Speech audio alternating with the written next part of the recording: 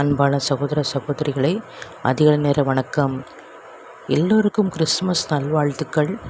எல்லோரும் ஆரோக்கியமாக தேவ கிருபை, தேவ தரிசனம், தேவ ரட்சிப்பு, தேவ ஞானத்தை பெற்று வாழ்க்கையில் வளமாக இருக்க கிறிஸ்துமஸ் நல்வாழ்த்துக்களை தெரிவித்துக் கொள்கிறேன். இன்றைய நாளுக்கான தேவனுடைய வார்த்தை யோவான் 12:26. ஒருவன் உனக்கு ஊழியம் செய்கிறவனாலும் என்னை பின்பற்ற கடவன். நான் எங்கே இருக்கிறேனோ அங்கே என் ஊழியக்காரனும் இருப்பான். ஒருவன் எனக்கு ஊழியம் செய்தால் அவனை பிதாவினர் கனம் பண்ணுவார். இந்த அழகான அற்புதமான வசனத்தை கேட்டுக்கொள்கிற தேவ ஜனங்களை, கர்த்தருக்கு ஊழியம் செய்வது என்றால் கர்த்தரை அறிவிப்பது, கர்த்தருடைய அன்பை தெரிவிப்பது.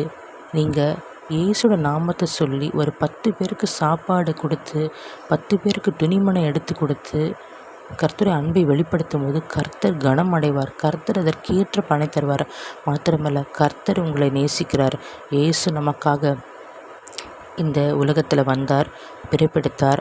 அநேக பாவங்களுக்காக, நம்முடைய பாவங்களுக்காக சிலுவையிலே மரித்தார், 3ஆம் நாள் உயிர்த்தெழுந்தார் என்ற உண்மையை, சத்தியத்தை நீர் இங்கு புறஜாதி மக்களுக்கு, இயேசு அறியாத மக்களுக்கு நீ அறிவிக்கும் போது பிதாவானவர் கனம் அடைவார், உங்களுக்கு கனத்தை கொடுப்பார். உங்களுக்காக ஜெபிக்கிறேன். கர்த்தாவே இயேசுப்பா, இந்த வார்த்தையின்படி நாங்கள் வாழ எங்களுக்கு கிருபை தாங்க ராஜா. சுத்திரங்க தாவே. ஆண்டவரே, ஒவ்வொரு நாளும் நீர் எங்களுக்குள்ளே பிறந்திருக்கிறீங்க ராஜா.